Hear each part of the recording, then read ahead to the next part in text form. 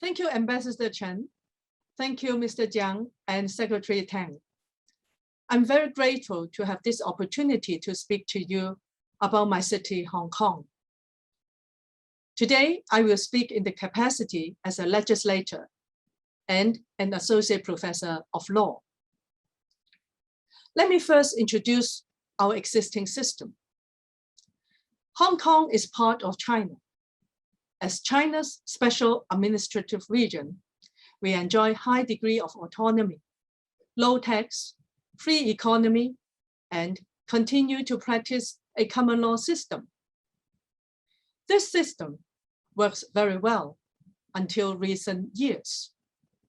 Our system demonstrated some loopholes which allowed radical members to join the council and determined to kill it. They first turned our solemn chamber into an uncivilized marketplace, then occupied our chamber with fighting and shouting. No meaningful debate could go on. No funding could be approved. No public service could be provided, including medical care, the elderly welfare, public transport, and public schools have to be shut down. What is worse is in 2019, our chamber was stormed and trashed and paralyzed, so as other parts of Hong Kong. The protesters paid no respect to the rule of law.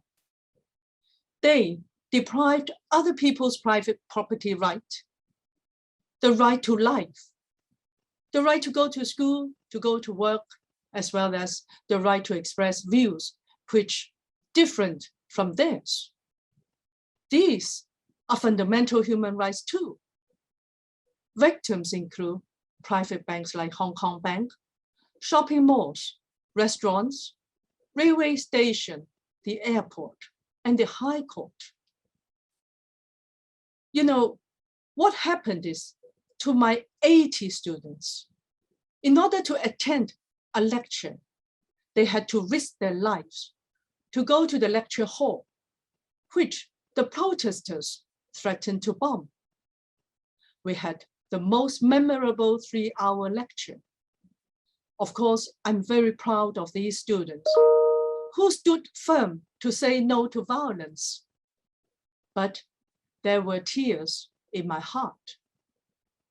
Hong Kong has been famous for the rule of law, but suddenly she became a place without law.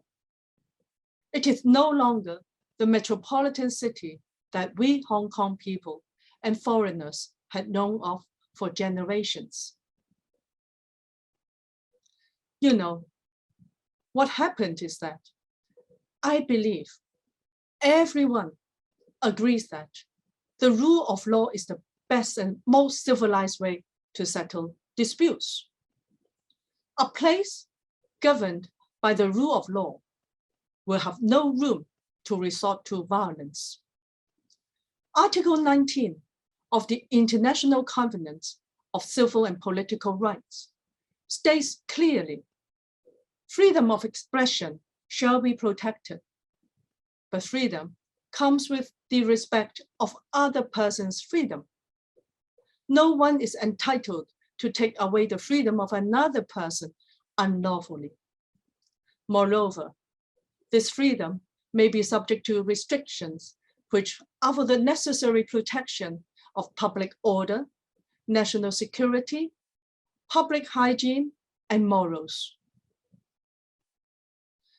I believe these are the cornerstone principles under which the international order and UN Charter established for the peace of the whole world after the Second World War. Without these principles, peace could not be maintained. Nowadays, every one of us lives in a highly globalized world. We ought to learn how to coexist with differences. As a lawyer, I firmly believe the rule of law is the best way to deal with differences. Without law and order, there could be no peace, no meaningful freedom, and no hope. Frankly speaking, the extremists in 2019 have totally upset and terrified Hong Kong people. No matter how nice the slogans sound, law and order became the top priority of all Hong Kong people. You know, I have an experience about democracy. To me, democracy is like a garment. It is good only if it fits. Western democracy down our throat is like compelling a woman of small size to wear a dress of extra large. It simply doesn't fit.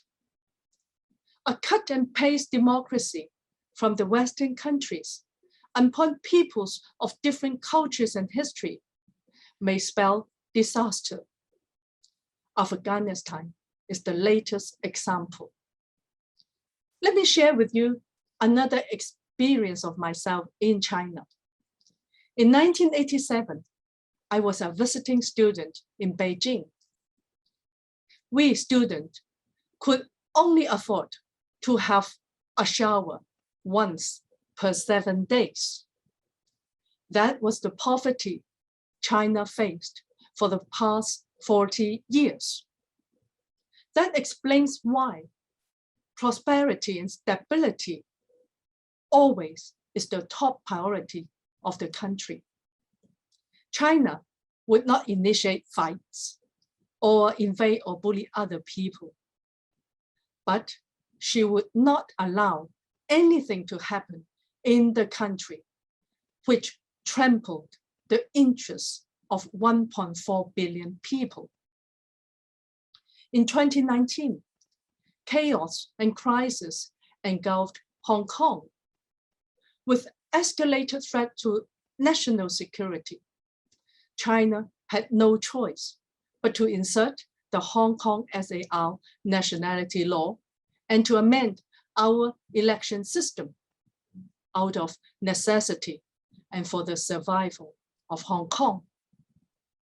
It is constitutional and in full compliance with the international law, which also pay high respects to sovereign integrity and dignity. Ladies and gentlemen, the effect of these two measures is immediate. Law-abiding citizens, the elderly and children, they resume their life, normal life in safety. Our Legislative Council operate as usual. We pass bills which are of vital importance for people's livelihood. 9 days ago, the Fraser Institute again ranked us as the freest economy. And last year, Hong Kong ranked number 5 in the World Justice Project for our Rule of Law Index. We are moving fast to grasp the opportunities ahead, which include land development, science and technology, business initiatives, and stock markets, etc., under the opportunities provided by the China's 14th five-year plan. We admit that Hong Kong is undergoing a transition from painful social division to fast economic development.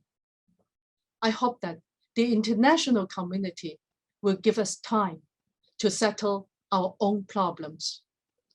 I have total confidence Hong Kong will recover our vitality for a brighter future. Time will tell. Thank you.